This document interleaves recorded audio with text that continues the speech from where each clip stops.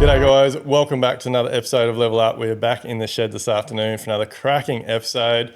I'm really excited about this one because I love having females in the construction industry on the podcast, because you've heard me say it a lot of times before. I personally believe that if it wasn't for all the wives and partners sitting at home behind the scenes, working late nights, after hours, on top of their day jobs most of the time, the construction industry would fall apart. So massive warm welcome to Simone from Essex Constructions. How are you? Thank you. Yeah, great. Thanks for having me. You're a bit of a powerhouse in your business, aren't you? I'm very determined. You're also very humble, and so I hope we can get you over that today, and you can let us in behind the scenes on what goes on, because you do have a lot going on. Like you run a construction business with your husband Steve. Yeah. You have a child with special needs. Yeah. There's a lot happening. Like, so how do you get to do all that? Well, I almost feel like I didn't really have a choice. It kind of just happened. Well, I guess we always have a choice. That's probably not fair to say that. But it wasn't part of a master plan, that's for sure. So the business happened first before children. So we'd been together for, Steve and I don't know, 7 or 8 years before we started the business. So it's not for everyone, not for every couple to work together. But we're super compatible and shared a vision of staying on the Sunshine Coast.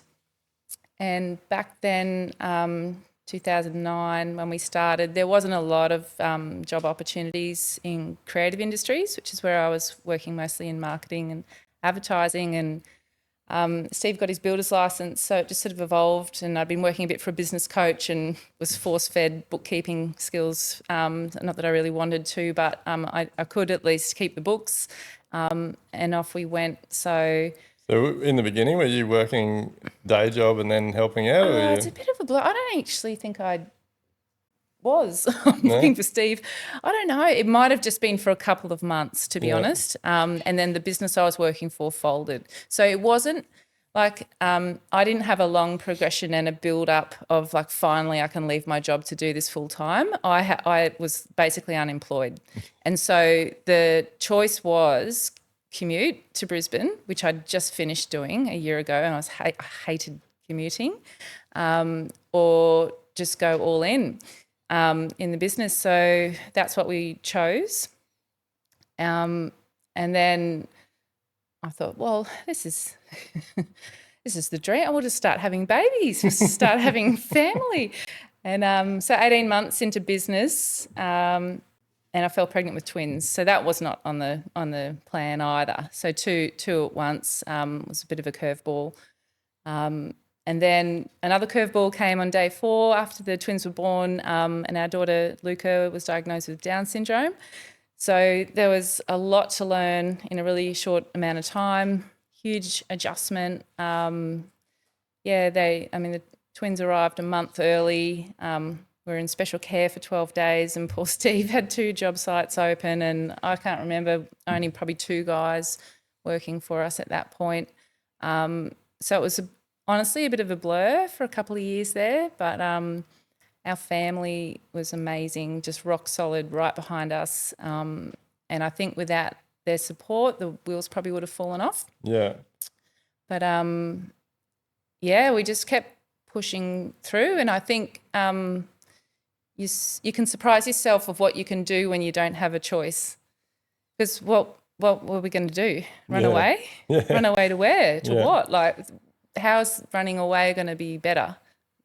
So, that's a lot. Like early days in business, new family, and then have to deal with the unexpected. Yeah. It just goes to show you, like, life can throw you anything at any time, can't it? Well, that's right. And I think it just puts things into perspective if there's challenges with our projects or on site and things like that. It's like, well, yes, it's important, and it's, they're all worthy problems, but they're not insurmountable.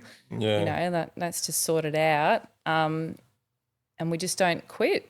We don't quit on each other, Steve and I. We don't quit on our clients. If things get hard, we don't quit on our kids.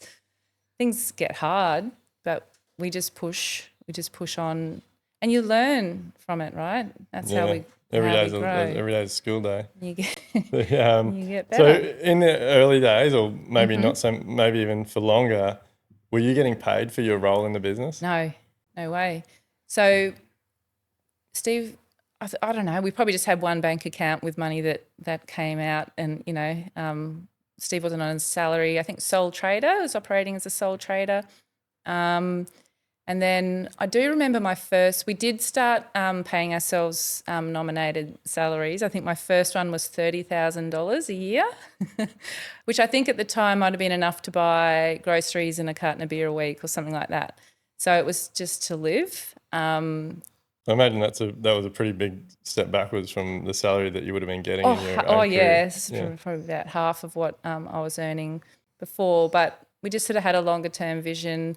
We'd bought a house, one street back from the beach, out Watala, so family and friends all around us. It was where we want to be. Yeah. And I think that was the biggest driving force for me personally, because I don't have a trade construction background, but I was pretty passionate about lifestyle and having a good time with my family and friends, and I love the beach.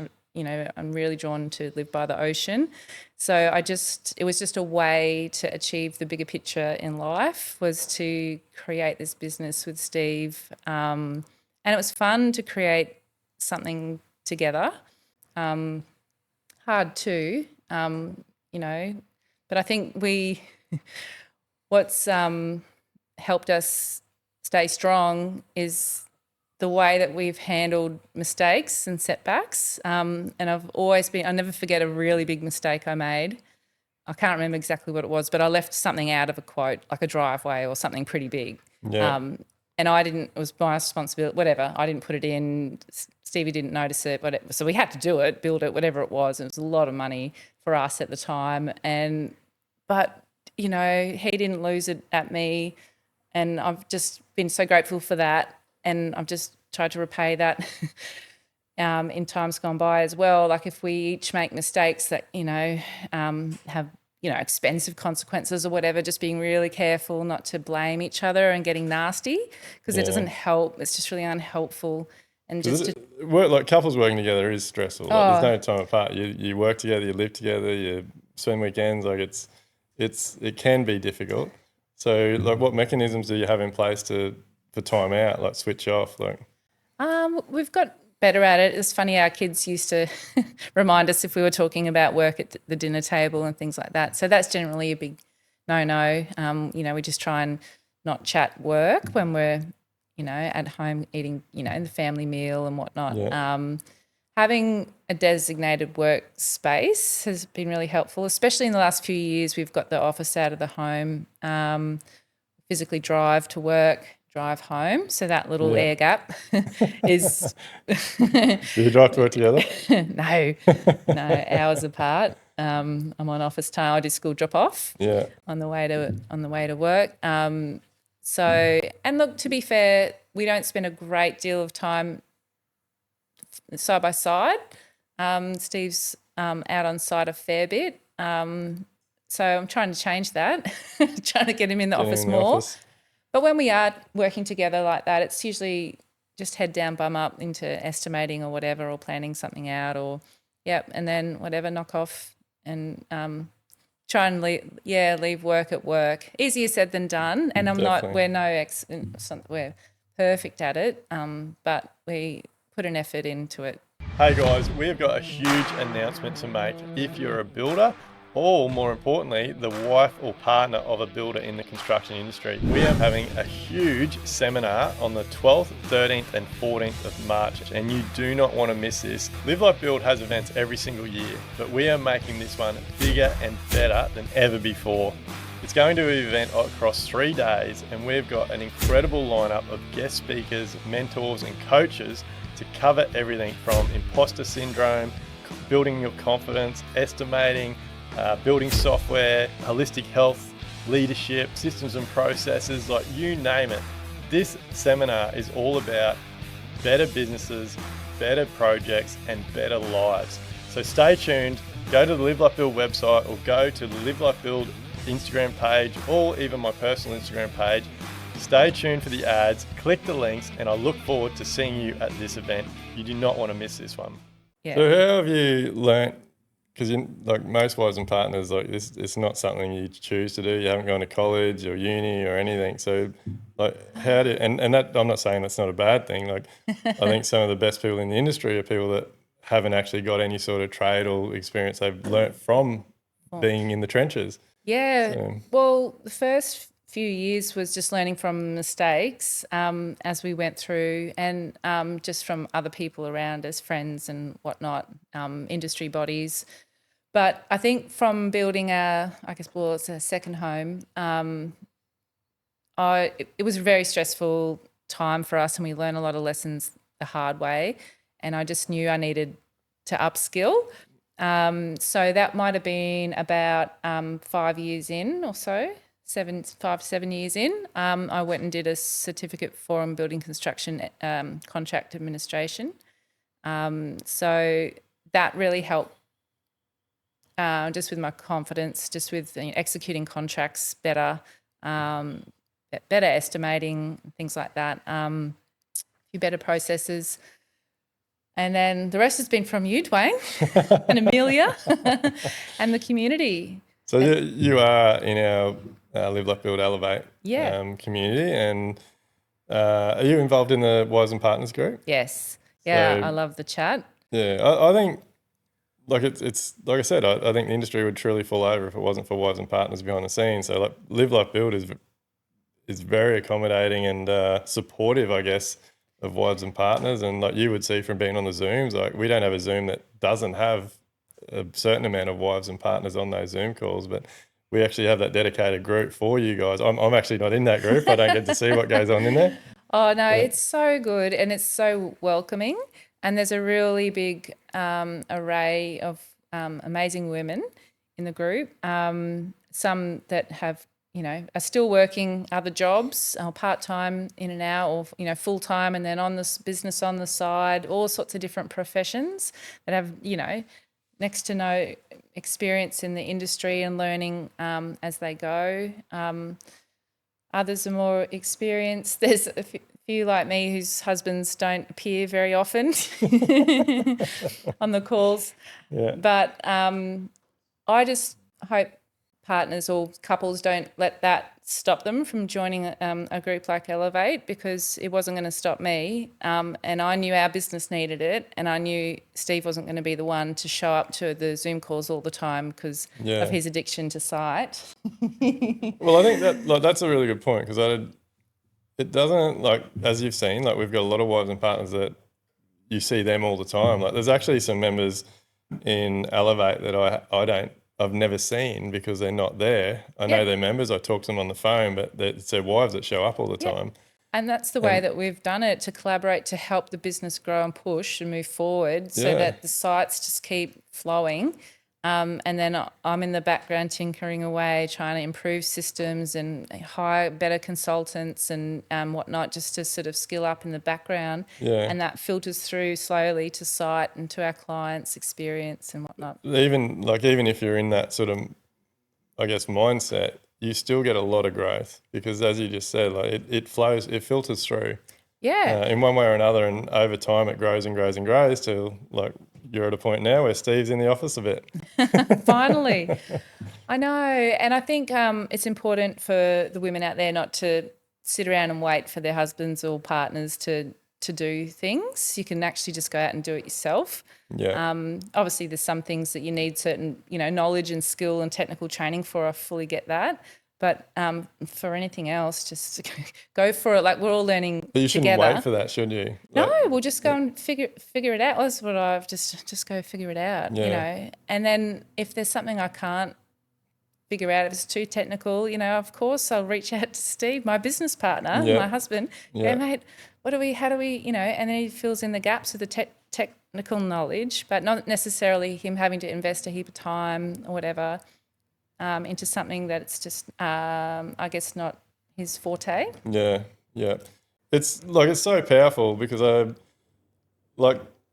it's not all rosy. Like Camille and I definitely have our moments in the office, and they're definitely few and far between now. Like in the early days, most of it was me, like rushing in and expecting her to know how to do things and throwing a mountain of work in front of her just because I didn't think I had the skills to do it. Like, but there's so much growth there if you, like you and Steve have done it, like you're working on your roles and tasks. So getting clarity around who's good at what and who's more efficient at what and all those types of things, because just doing something like a simple exercise like that and understanding what your roles and tasks are gives people more direction about like how to allocate things, where to, like there's so much comes from it. Absolutely. And just to really figure out where people add the most value in, and, you know, for Steve, just looking, we've got some serious plans that we're quoting at the moment. It's like, well, absolutely. Like at the moment, the best value is for Steve to be on the phone talking to subbies, talking them through like the details, figuring out the project specific, items that really need attention when people are quoting, and just to avoid mistakes and, all of that. That's like a plugging a profit leak, right? Yeah. So it's just another way that we've increased our profits, not by increasing our prices, but by reducing our waste and reducing our mistakes in the way that we quote. Mitigating your risk. Totally. Yeah. So that's a huge value add that I can't do. I don't have the tech knowledge for that sort of thing, but I add value in other ways. So I think that's really important, that we're not sitting there trying to both job share and do the same thing. Yeah. It's very separate.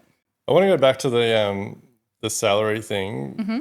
I definitely feel like there's so many females and partners out there that aren't getting paid for their time. And I know from personal experience, when Camille came into our business, it all sounded good at the start because we thought, oh shit, we're going to be cheaper than everyone else. You're going to have free labour in the office. Like, this is going to be awesome. Get the job.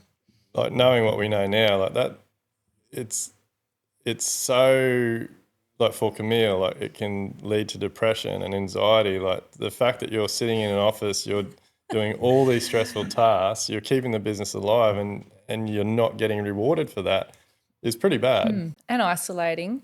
Like I went from a very social, young, workplace. And also, it was sort of almost a bit demoralising there for a few years. And I worked my ass off at, university and, got skilled up, and like, what am I doing now? Admin, but it's more than that. But some days are hard, and you sort of feel like, what, if you are working on your own, especially if you are in the home as well, it's sort of like, it can feel a bit suffocating. Not only that, like the blokes generally are like, they're out on site and they're the one that everyone's acknowledging, because they're like to everyone else, they're the ones getting their hands dirty and building the home, but they don't realise that for that to happen, there is all this stuff happening behind the scenes. What's going on? I know for Camille, my wife, and Sharon in our office, like we really make a point now of making sure that they're referenced in meeting minutes, and so people understand the tasks that they're doing behind the scenes to make that work happen. And like I'd like them to do it more, but I really push, like I like them to get out to site a few times during the job and just walk around, and they don't really need to do anything or know what's going on, but just to go and see what's happening. Team on site can see that they're real people. And, but even clients, like just having Camille show up to a random site meeting or something. I have to go to all of mine because Steve doesn't take notes. So they all know me. No, but I enjoy it because, like everyone, I'm visual and I'm familiar with the projects because I've been estimating them and, working with interior designers or cabinet makers and whatnot. So sometimes it can be helpful if I can be there and pick up little inconsistencies or whatever, and just to get out and about. It's good for relationship building for everyone, not just clients, but also the team and whatever, as you say, just to say g'day and whatnot to people, get out. It's. I think like one of the reasons I wanted to get you on to have a chat, Simone, like I feel like there's a lot of relationships end because of wives and partners. Like I feel like it stems from them being somewhat forced to have to try and help their husbands run their trade or building business because It's expected. the financial pressure, and then it's expected because I don't know, they're So better. and so's missus did it. Yeah, or they got better tech skills, or they can type an email quicker or something. And I feel like there's a lot of blokes out there that need to sort of pull their head in and put in a bit more effort and start having a go at things. Yeah, it's a really big deal. I had a young hairdresser doing my hair a couple of months ago now, and she was saying how her partner's a carpenter and wanted to go out on his own, and he wanted her to do the books and work on the business. And I said, just tell him that he can't afford you. And she's like, what? And I said, well, is he going to pay you? Oh, no. Well, what we'll do is, we'll build the business and then, like the typical. And I said, just tell him that he can't afford you. Stick to your career for now and just, get him to just go hire a bookkeeper. I said, do you know how to do the books? No. I said, why does he think that you can help him? He needs a bookkeeper to do. Yeah. So anyway, she's still doing hair. Yeah. Well, We'll hopefully it see. gets through. Well, yeah, who knows? But anyway, it was just an example of what I've learnt, and was just tuned into it. Someone who's like 20 years younger than me, literally, and just going, oh, be careful. Like, Well, we should be taught more about this at school.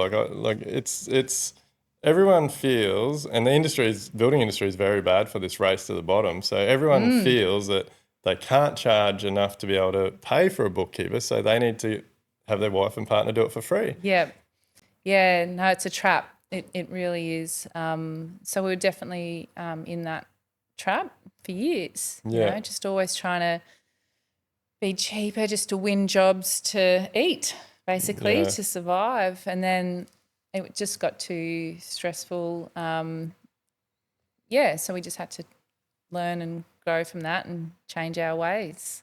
It's funny how people, I don't know, I'm not sure how to explain this maybe, but I think it ties in with what we're talking about. So I've had a couple of scenarios on site recently where a trader's damaged something of another trade or done something not quite right. And so another trade's had to come back and do extra work because of them. And I'm on everyone all the time. Like you need to charge for this. Like it's not your fault that that's happened. Like this is more time. Like time is money. Like you need to send us an invoice so that we can back charge them. Yeah.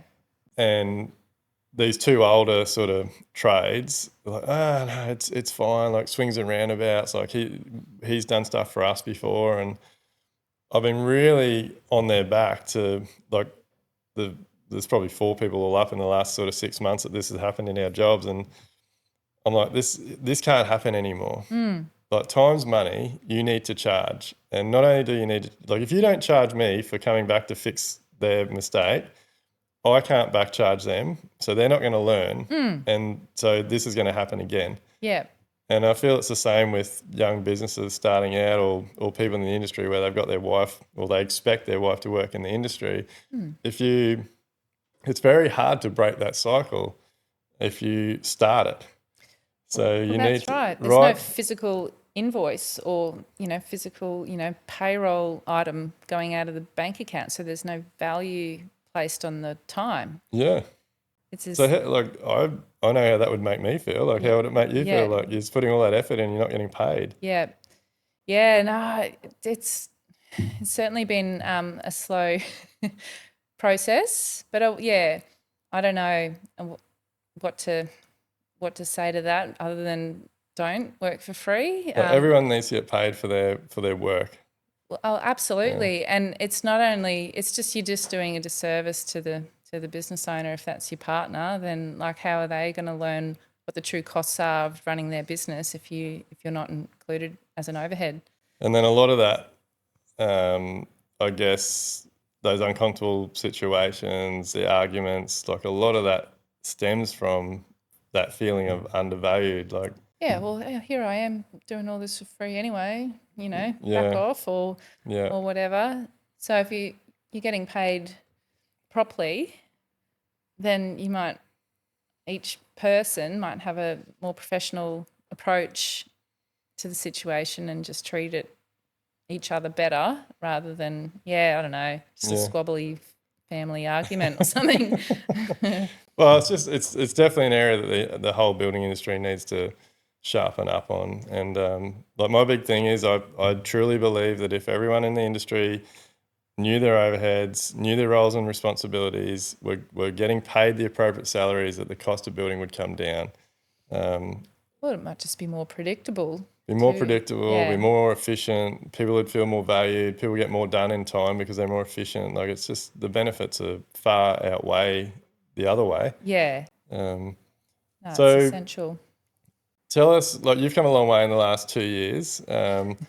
You were on one of our Live Like Build calls only yesterday, and with one of our mentors, and the exercise was to reflect on how far you've come this year, and like you've done, like when you took the time to sit down, I think you had 2 pages of things, and Yeah. they all don't have to be massive things, but like you must be super proud of how far you guys have come in the last couple of years. Yeah.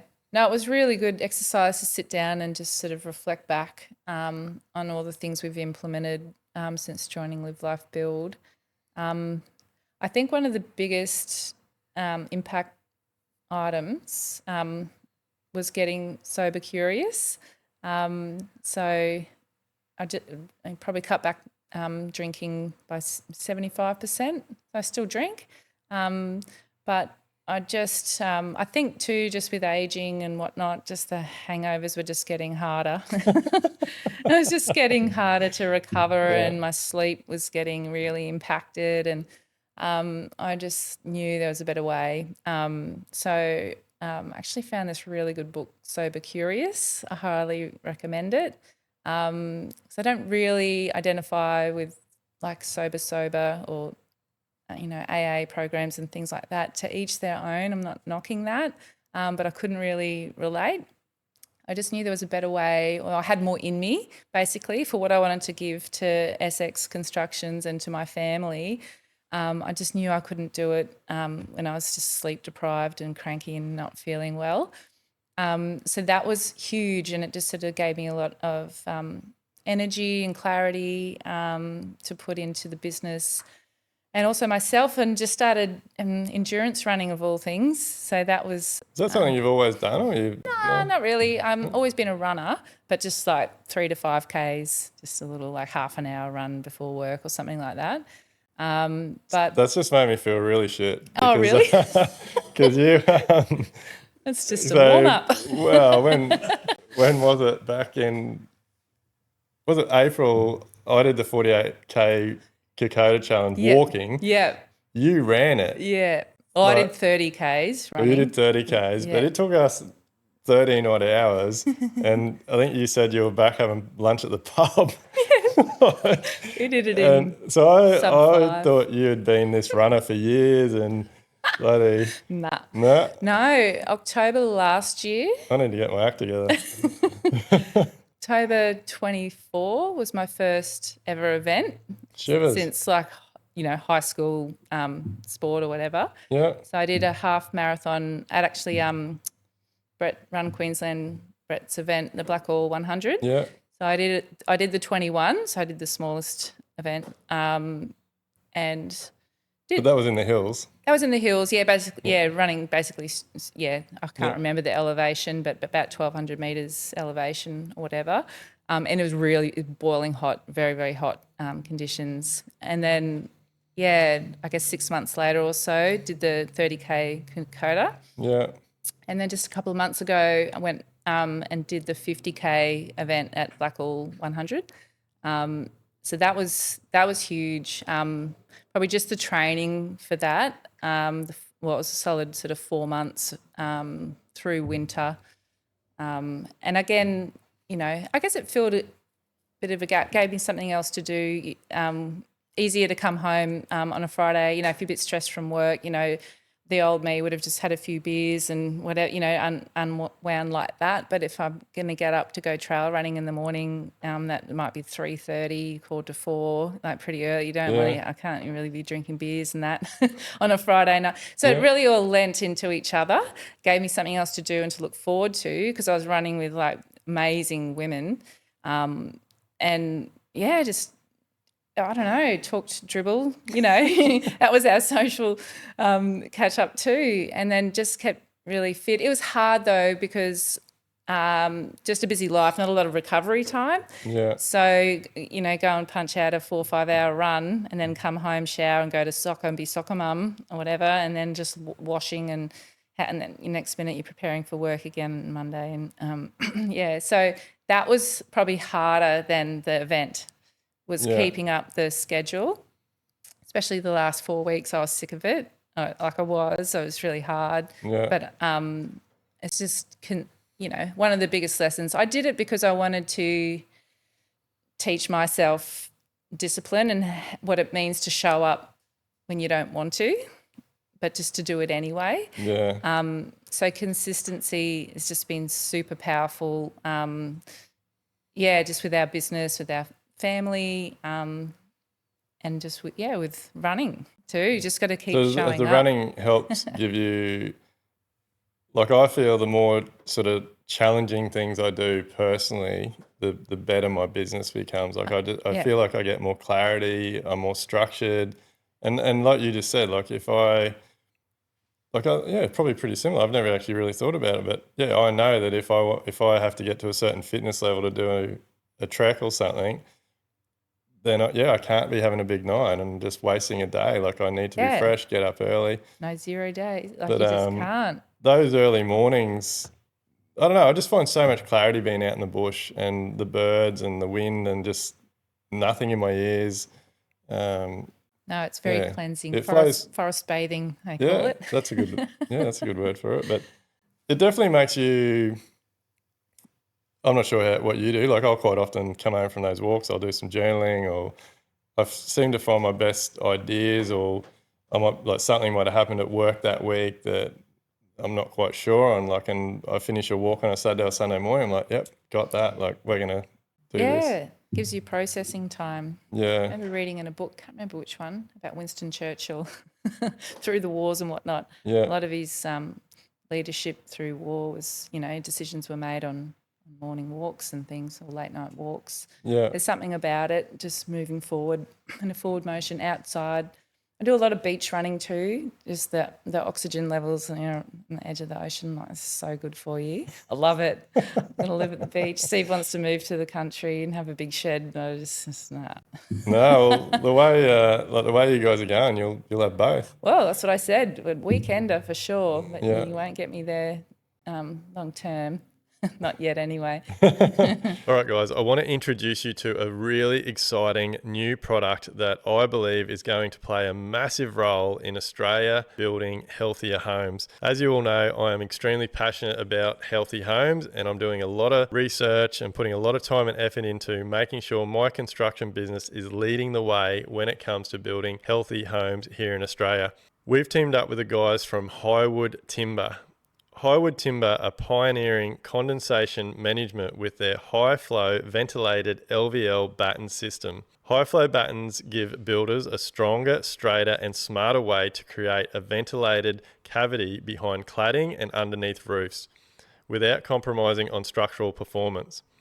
While tackling condensation to improve building health and ease of installation, Highwood battens are built to perform. When it comes to dealing with condensation and ventilation, high-flow battens will help you create continuous ventilated cavities behind all your cladding and underneath your roof sheeting. They reduce condensation risk and support healthier, longer-lasting buildings. Highwood timber battens are also in alignment with the proposed NCC condensation management requirements, as well as passive house ventilation requirements. Being an engineered LVL product, they are stronger, straighter, and more dimensionally stable than a solid material such as pine. This helps resist warping, twisting, and shrinkage, ensuring more consistent installs, less prone to splitting than solid timber. Highwood timber battens are precisely manufactured, meaning that your installation will be faster and easier than other products on the market. The part that I like the most about these battens are they are H3 treated for long-term protection against decay and termites. They use a waterborne H3 treatment which reduces reactivity with membranes and adhesives when compared to LOSP.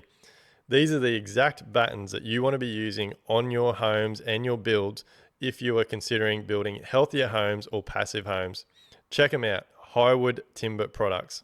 Like I said, you've come a long way. You've achieved a lot. Like you've taken that time to reflect on things. Like in the last few, or probably more than a few months now, like you've put on a VA to help you go that next level again. Yep. Like there's a lot going on. Yeah, that's a work in progress too. Like that's been really exciting. And another thing, I've just jumped in 2 feet first, not really ready. But I think one thing I've learned over the years is to don't wait till you feel ready to do things, because the time will never really come, or it doesn't. Never a For perfect us, time. no. So we hired a VA when I didn't really have any documented systems whatsoever, and the plan was to do it together, and that worked to a degree. But then that also highlighted, I guess, other areas of our business that needed systemization that was beyond me and the VA. It was, really needed to involve our whole estimating, sales and estimating process, as well as our site processes. Yeah. And we've also migrated, changed softwares a fair bit, and the VA's done a pretty good job at keeping up with it all. But I'm hanging on to the vision that soon. It's just a work in progress still, I guess, is what I'm trying to say. But there's certainly a lot of tasks in the web there that it's like a web, like a collage, isn't it? It's so many moving parts to it all. Yeah, but a VA is like an incredible tool, isn't it, for someone that's running a building business and feel like they might feel like they're sort of cannot possibly fit any more in. Like it's Well, it's been really exciting, I think, to really learn the value of systems. Once, I've been able to really get a few things bedded down with her, that I was like, because I've been at a crossroads of like, oh, do I hire another, like a project manager, to really take some pressure off me, but then that's another big chunky overhead, and do we really need that? Or do we just need better systems so that we can just split this load a bit better? So that's what we're trialling at the minute, because more can be possible without having to, have another 6-figure hire in your office sort of thing. So VAs are definitely an economical way to yes. Like if anyone listening hasn't heard it, we did the podcast with Greg and Tamsin from the Duayne Co. Like that is yours through? Who's yours through? Yes, through the Duayne Co. Yeah, they've been super supportive through various changes, and I know I would not have done it without their support. I think it's amazing what they do, like the support, the ongoing training. If you're having an issue, you can let them know, and they help educate the VA on what they need to be doing. And I wouldn't have done it without them. Yeah. It's still, it does take a lot from at the end of the day, you get out what you put in. And so it's on me really to, to let it grow from here. But I'm pretty optimistic that next year we're going to have it sweet. Yeah. And you're currently, well, the last few months you've been putting a lot of time into implementing Wonderbuild as well. Yeah, so that's been the thing. So we've been migrating from Build Exact to Wonderbuild. And so when we got the VA on board, we were a Build Exact builder.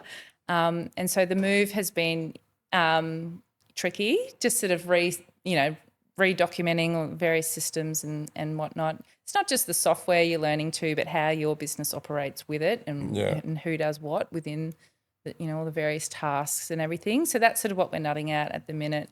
But Wonderbuild has certainly been a game changer, just with regards to even just the team having timesheets in their pocket, on their phone, group chats like per job. So that's been really helpful. The boys even share the photos of the whiteboards on site in the group chat, little notes to each other. The schedule is live for each job and everyone can see it.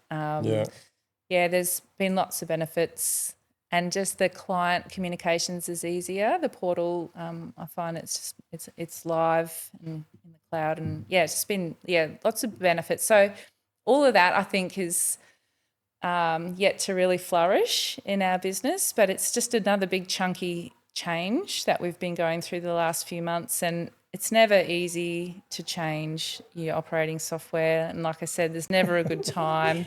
No. We're in the middle of a massive job. I'm like, oh, but I didn't want to wait till that job was finished to be another year. Yeah. I'm not putting it off for a year, so we've just done the work to move the job. Yeah. And then how have you gone getting all your team on board with that? Good, I love it. Finally, get rid of pen and paper, timesheets and whatnot. Yeah, that was a really clunky. I'm sorry, Build Exact people, if you're listening to this, but this is why we left, was the timesheet thing. And deputy, thumbs down, sorry, it just wasn't working for our business. Yeah. So to get the basically line item timesheet allocation accurately, it was a manual entry into Build Exact, line by line, person by person. Yeah. So it's now automatically just synced from the boys' app on their phone, free app, all the way through Wonderbuild and through to Xero. So, like a couple of years ago, would you have had the confidence to be playing around with softwares and implementing new things into the business? No, I just wouldn't have had the energy for it, to be honest. It just would have just all too hard. Like, I would have just been dealing with other fires to put out, not really thinking about, improvements and expanding and things like that. Yeah. From what I see now, like you just jump at it. Like you're asking questions, you're looking at like possibilities, and you're seeing, like, as well as getting everything you need to get done, you're also putting time and energy into actually implementing, growing, making the business more efficient. Yeah, it's hard to do, but it's a lot. There's a lot of hours that go into it, and I'm really trying to be disciplined to not do those hours after dinner. Yeah. So that's the thing. But I've just I've learnt my lesson with evening work, and it's totally broke my circadian clock, just terrible. So now if I do need to catch up on anything, it'll be a Saturday or a Sunday for a couple of hours during the day, and I'll just weave it in between, family stuff or social things or housework or whatever. I'll go, right, 2 hours, I'll just smash this out. And it's just better for my health that I do it that way. I used to have this sort of sacred image of the weekend, that it was absolutely for, me and the family and friends, and, absolutely no work on weekends. But I would smash myself at night through Monday to Thursday, getting everything done so I could have that weekend time. But I was wrecked. My sleep was terrible. So this is just very personal, but that just works better for me. Give us your opinion, I guess, on the work-life balance. Like, there's a lot of people that focus on work-life balance aren't really good at either of them. So well, that was me. I had a mindset that work was work and play was play, and there were two very separate parts of the week. So the weekend might have started at 4:00 on a Friday, and then I was back on duty whatever 8 a.m. on a Monday, and then I very rarely did any work-related things. Steve would for years worked Saturday mornings out on site, but I would be just doing all the house, whatever, shopping, washing, cooking, all the house keeping. And then, it would just, I don't know, I got terrible anxiety and insomnia, and, was hiding in my weekends. I think I used to think because I didn't drink during the week that, alcohol wasn't a problem. And it's not that it wasn't a problem, but it was just giving me brain fog and whatever, just from the sleeplessness, just aging, and just being brutally honest, it was just not a good way to be. So I've just really turned all that on its head and just been more open-minded about going into the office, or even just working on the laptop at the dining room table if I have to, just for a couple of hours on a Saturday or a Sunday. Getting really strict with weekly planning. So I do mine on a Sunday at Arvo, and then Steve and I will meet at about 6:10, about precisely 6:10 on a Monday morning at the coffee shop. So he can't get out of it. So we're like coming home from the gym, he's leaving to go to site, and 20-30 minutes, and we just smash out the week and have a plan for the week, and that includes kids stuff too, like if one of us has to pick up another, one of the kids that's sort of out of normal routine, or whatever. We've got personal medical appointments or something else that needs juggling. Personal planning is so like, I don't know. It's Totally. It's been super helpful. And I think even just, I love the routine. Even if we get out of it for a couple of weeks, and Steve just had an operation and couldn't drive and whatever, and so we were just sort of doing our planning on the fly. We're making it up because just sort of, I think we both both underestimated, I guess, the impact of Steve's recent surgery. So I really noticed how much I missed it, just having that regular structure, regular weekly planning. So by the how time much freedom does it give you about knowing that it's not up here? You're not trying to remember Totally. everything, and it's just there. You can both look at it. Like Steve doesn't have to contact you. You can look at the schedule. You know what's going on. You vice versa. Like it's just a matter of execution. Then you just get on with your week. And do you find you get way more done by having that schedule? Yeah, absolutely. And also helps me to not brush important things off, because I can be guilty of that. Oh, another email. Like the inbox is still a big problem for me. It's a big distraction. I had to turn it off the other day. We were trying to estimate and go, these email, like just because it's urgent for this other person, right? And they're harassing you for this thing. It's like, well, actually, that can wait. Does your VA manage your emails? Not yet. Not yet. Oh, that's a big one you need to get Yeah, onto. it's on the vision board, Duayne. That can be one that's done pretty easily. Like number one, just get them to go through it every morning and get rid of all the sales brochures and all the bullshit that you don't need, and then they can like put them into your boxes or whatever, so that you only like. I do this a little bit. Camille's VA looks after her inbox, but like just going through your emails, getting rid of all the shit, all the junk. Delete, gone, never need to see it. Putting all your emails into jobs folders so that you literally have to go to that job, go through those emails for that job, move to the next job. You're not getting distracted by seeing all this different stuff. That's still a big bugbear for me. Trying to work there you through go, that. get the VA onto it. Yeah, it definitely. It's a work in progress. Like you'll have to find what works for you, but started copying her in on a lot of correspondence so she can kind of get the feel of who's who in the zoo. So that's as far as I've got with that. But just the weekly planning helps to keep my eye on like what was important for me on Sunday afternoon when I'm looking ahead to the week. It's like, I need to get, basically all the quote requests done for that set of plans by whatever, Thursday, close of business. And so that I know if things are piling up Wednesday, things like, no, you got to, stay focused. Change. Yeah. So it's really important. Otherwise, if you just end up going with the flow, you miss deadlines and you get delayed and behind. Well, we talk about this all the time. Like people's priorities become your priorities, even though and those priorities are always going to be very different to the priorities that you should be working on. Yeah, that's right. No, and it's important to sort of, I guess, get awareness around that and try not to panic when someone else is panicking at you. So what's some advice you may have for like females partners that are maybe not feeling a little bit overwhelmed by working in the business or maybe undervalued or something? Like, I think just educate yourself, upskill and stay strong with it. I think it wasn't until I really just took myself off to that course. It was run by the HIA at the time, and it was sped up. I don't know, that they, deliver them in a shorter period of time than if you were to go off to TAFE or whatever. Yeah. So it was every Saturday for a couple of months. I can't really remember the delivery, but it was something like that. So I could still work. And we had the 2 kids, might have been, I don't know, prep age or whatever. So it was pretty busy. And then I'd do that every Saturday. It just gave me a lot of confidence. Like knowledge is power.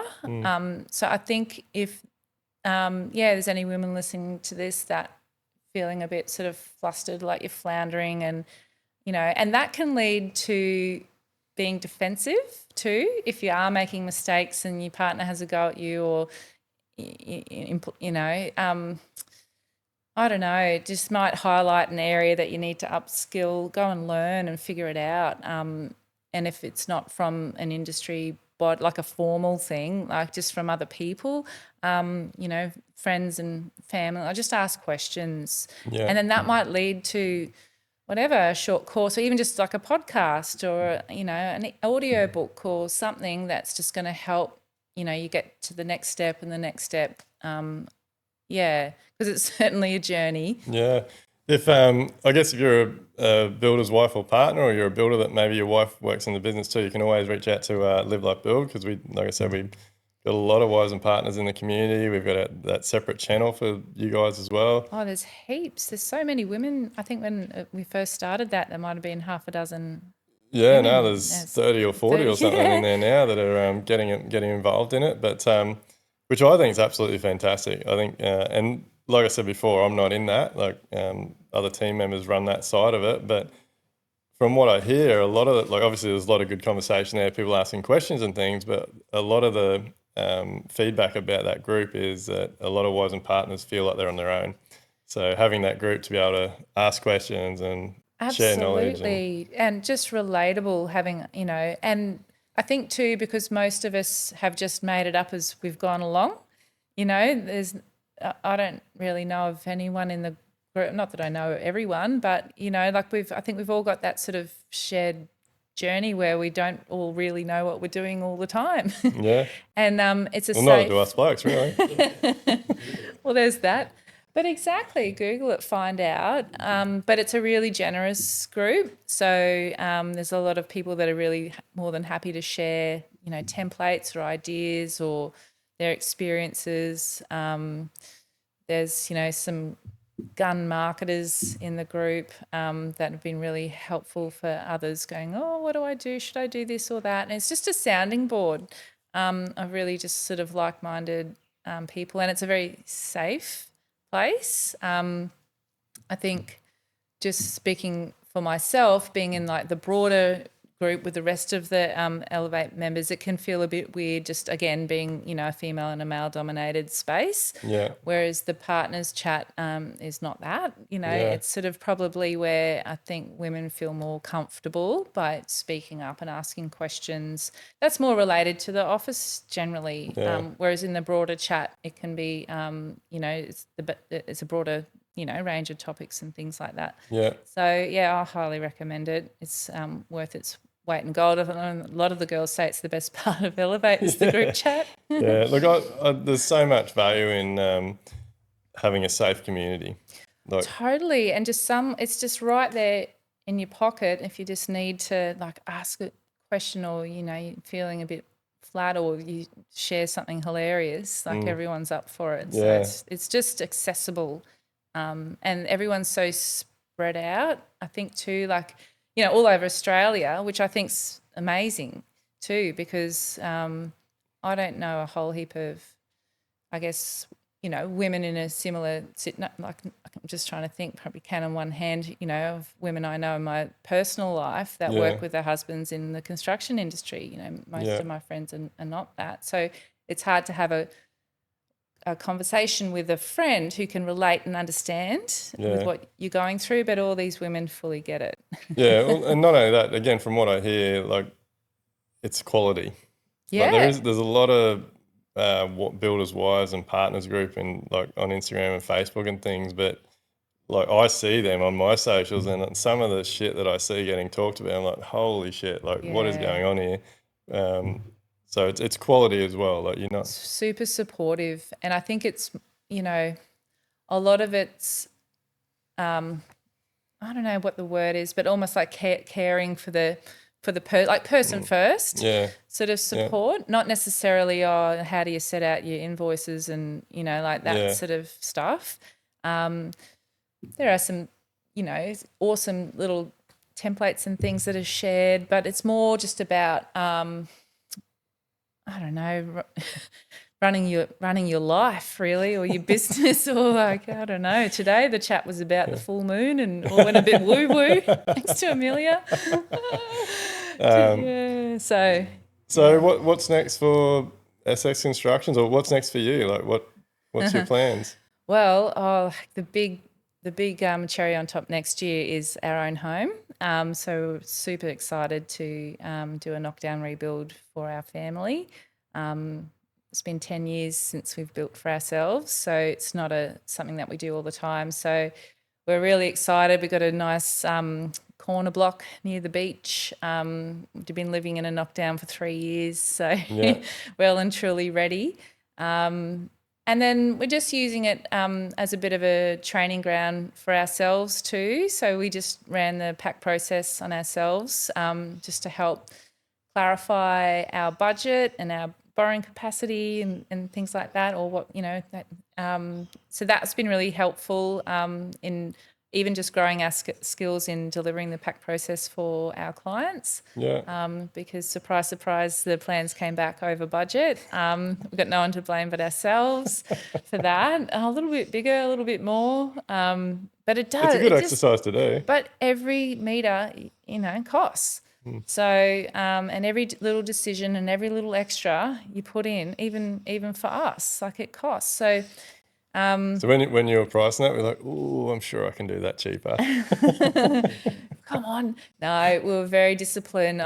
We were charging ourselves overheads and doing it properly. And so we cut off the top level. So we've gone from a double-story home to single-story. So that's possible because we do have a bit of land. So it's not possible it's not a solution for every site.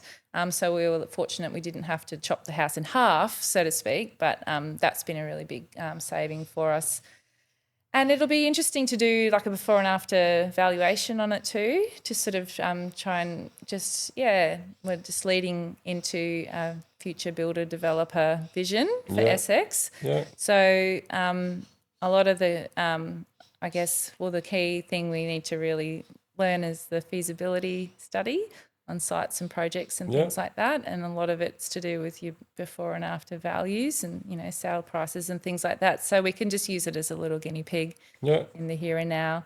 Best way to learn is to do it. Just get in and do it. And really, just trying to capture as much data as we can on it so that we can learn from it and do the next one. No, although, I really look forward to seeing your growth. You've come an incredible way in the last 2 years. So I can't even imagine what the next 2 years are going to bring. So I really hope you guys keep pushing it, and personally and business, because you're both getting more time for your personal stuff as well. So really appreciate you coming on. Before you get out of here, is there anything else you'd like to talk about to do with women in construction?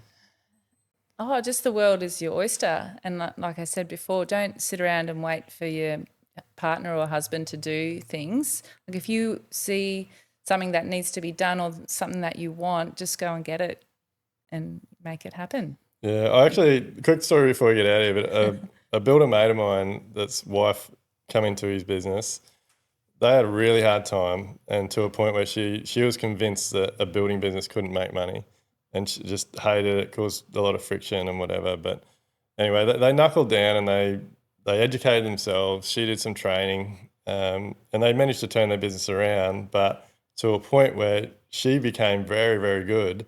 She left their building business and actually went and got a job for a really big company as a project manager. Wow. And is earning a lot of money. Right. The thoughts crossed my mind. Don't you worry, I've been on Seek, but I always come back. I think it's a good message because, the world is voices. Like the reality is the construction industry needs more females. You bring a different level of skill set to the table. You definitely bring a different attitude, different mindset. At the end of the day, females and males are very different. And I think it needs a mix of that. I agree. And especially for our client relationships. I just, naturally just form good chats with the women. I was going to say just the women. It's not just the women, but a lot of it's the detail. Steve's busy with the project structure and the bigger picture, I guess, but then I'm sort of handling a lot of the detail. And the women I find tend to feel more comfortable to come to me with like, oh, do you think, this fridge or that fridge? Or I'd rather not talk fridges, but can you talk to your interior designer? I'm sick of fridges. But it is nice to be able to be available for and make our female clients feel more comfortable to reach out with stuff they feel embarrassed to bother Steve with, I guess is what I'm trying to say. No, you add a lot of value, I think. No, look, I take my hat off to you. You're doing incredible things. Keep it up. Look forward to seeing where you go with your running. I'm going to have to pull my ass out now to... Yeah, come on. What's the only reason why I'm not doing your 10 peaks things? Because you're not running. It's got to be a race. No, but look, I appreciate you coming on, Simone. Keep doing what you're doing. Love your work, and you and Steve deserve everything you get. So well done. All right, thank you, Duayne. Guys, as always, make sure you go check the DuaynePearce.com website out. Get on board with your merch so we continue to grow the Level Up movement. Join our mission to create a new building industry. Make sure you like, share, subscribe, all of those types of things, and we'll see you on the next one.